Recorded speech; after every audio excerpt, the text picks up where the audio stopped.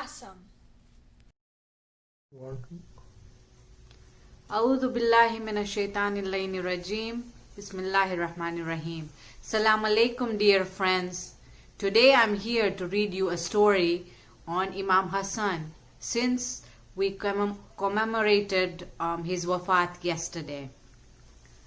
This book is written by Kisa Kids Publications, and the title of the book is Imam Hassan and Why Was He Named Hassan.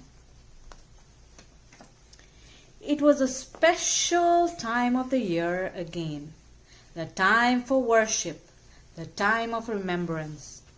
You could almost feel the blessings lingering in the air. Yes, it was the holy month of Ramadan in Medina.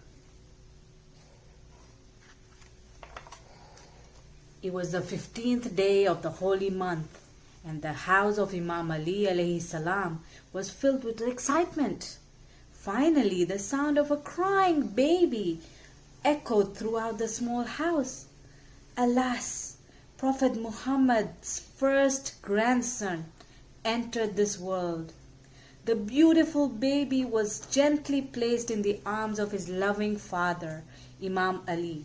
He held his son tightly and gently kissed his forehead. Prophet Muhammad was overjoyed seeing his beautiful grandchild. He wrapped him in a pure white blanket and asked Imam Ali, "What name have you chosen?" Imam Ali replied, "O Rasulullah, how can I make such an important decision without asking you first? Only the name that you choose will be given to this child."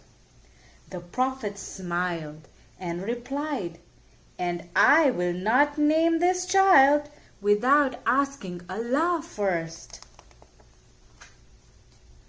All of a sudden, a bright light shone from the sky, and angel Jibreel descended from heaven. He greeted the Prophet, "Salam alaikum, O Messenger of Allah. Allah sends His peace upon you and congratulates you on the birth of your beautiful grandson. I have come with good news. Allah wishes you to name this child Shabbar, just like the son of Prophet Harun.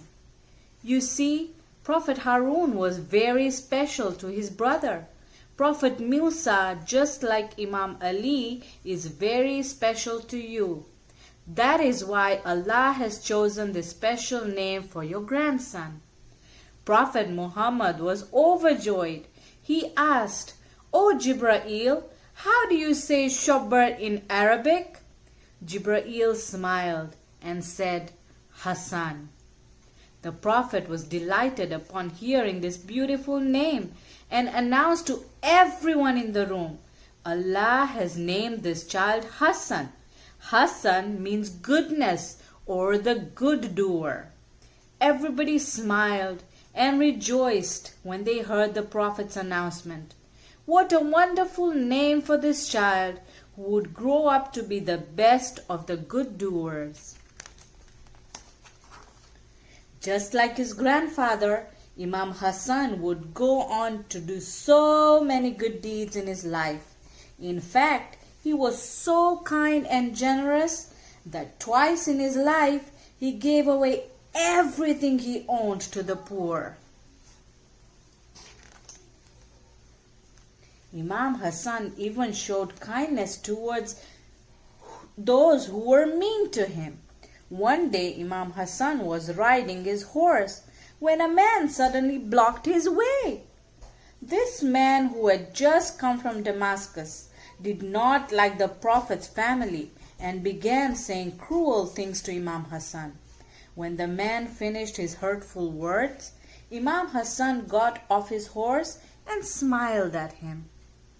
"Salam alaikum, O brother.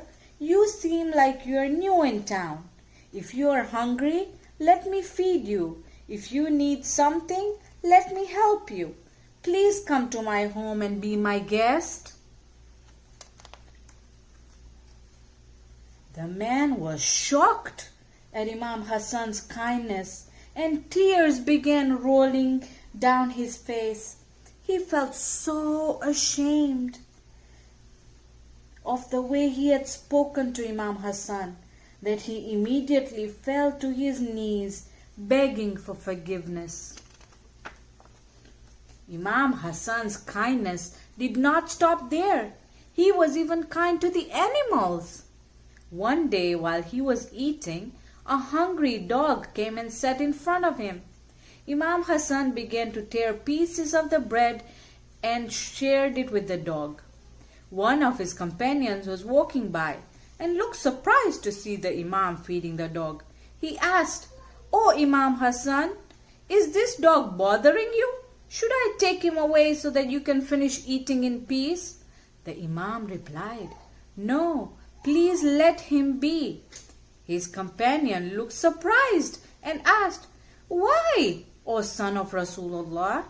Imam Hassan gently answered, I would feel ashamed before Allah if I eat from His blessings while a hungry creature is looking at me and I do not share. It is said that every morning Imam Hassan would spread out a large carpet in front of his house where he would sit and offer to help all the poor people who were passing by. It would get so crowded outside his home that they would have to close down the street. Others would come just to admire his beautiful face because it would remind them of Rasulullah. As they watched him help the poor so lovingly, they were reminded of the generosity of Rasulullah. May the peace and blessings of Allah be upon Imam Hassan, who truly lived up to his name, the best of good doers. I hope you enjoyed today's story, and we have an activity ready for you guys. So for today's activity, we decided to do something good for our neighbors. And since we learned about being generous and kind in the book about Imam Hassan, we decided to take a Ziploc bag or any kind of bag that you have, put in a bottle of water. You can put in a bottle of juice or a packet of juice. We put in a packet of raisins. We put in an apple. We put in an orange. And we put in a few candies. We close the bag.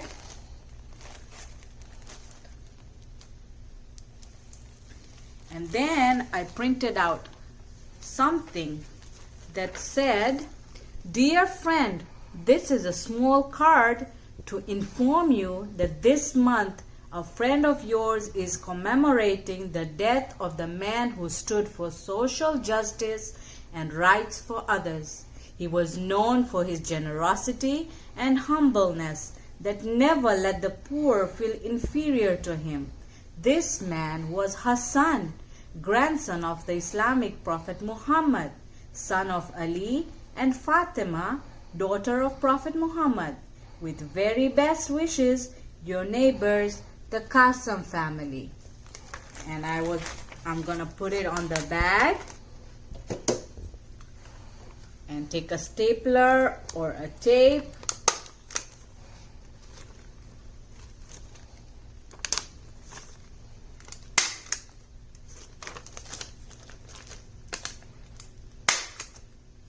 and you have your kindness bag ready that you are gonna give to your neighbors. So today I hope you enjoyed and learned something. Jazakallah.